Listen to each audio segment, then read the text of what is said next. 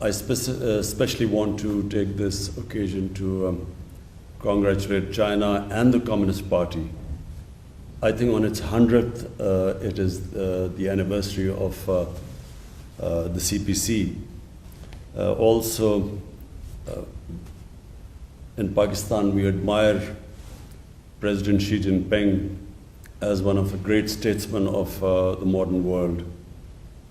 We have admiration for him in Pakistan for two particular reasons. One, his commitment to fight corruption. The commitment that a society there must be rule of law in a society. In other words, the powerful must be brought under the law. And corruption is, when it destroys a country, it is when there is a corrupt elite which does not bring itself under the rule of law, and they are the ones who do the maximum damage. So I have watched the corruption drive, anti-corruption drive of President Xi Jinping, and we here in Pakistan are very impressed by the way he has so many high-level officials, ministerial-level people have been held accountable for their corruption. Secondly, and the most remarkable thing about China, which we all admire, is that the way they have brought so many millions of people out of poverty. The figure we are told is almost 700 million people have been brought out of poverty in the last 6-7 years. And recently, China announced that China has finally eliminated extreme poverty.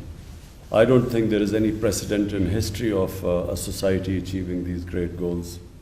The CPC is a unique model. Until now, we were told that the best way of societies improving themselves is the Western system of democracy. And we were told that that is the best way of progress of a society. But what the CPC has done is that it has brought this alternate model, and they have actually beaten all Western democracies in the way they have brought up merit in the society. You see, what is remarkable, a society succeeds if that society has systems which bring two things forward: meritocracy and accountability.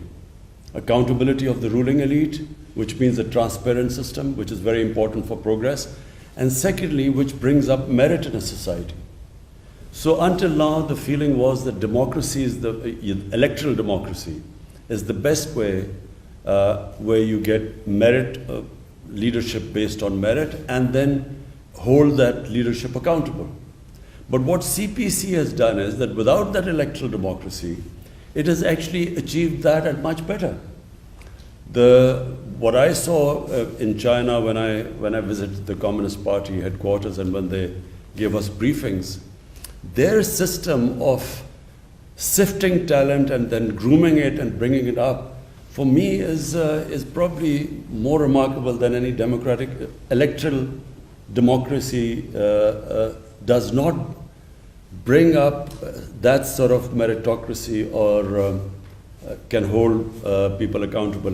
And third thing is that it's a very flexible system. You know, when they want to change something, that system allows them to bring a change. And fourthly, of course, the long-term planning.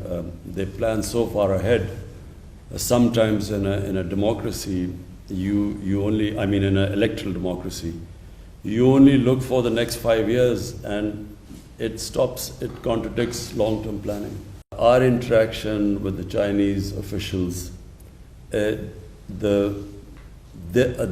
version of what is happening in Xinjiang is completely different to the version of what we hear from the Western media and the Western governments. So because we have a very strong relationship with China, and because we have a relationship based on trust, So we actually accept the Chinese version. You know, what they say about, you know, their programs in Xinjiang, so we accept it. The second point is that we find it a little bit hypocritical when there are much worse human rights issues in the world which get no attention. For instance, in Kashmir. Kashmir is a huge human rights problem. There are about 9 million, 8 million Kashmiris which are basically have been put into an open prison until recently. It's a police state where there are extrajudicial killings, there's imprisonment, there's arbitrary arrests and a ban on media, and yet there is hardly any adverse comment in the Western media. 100,000 Kashmiris have died in the last 30 years for a freedom struggle. It's a disputed territory. Yet you hardly get any coverage in the Western media, and we hear about Xinjiang and Hong Kong, which is a bit hypocritical.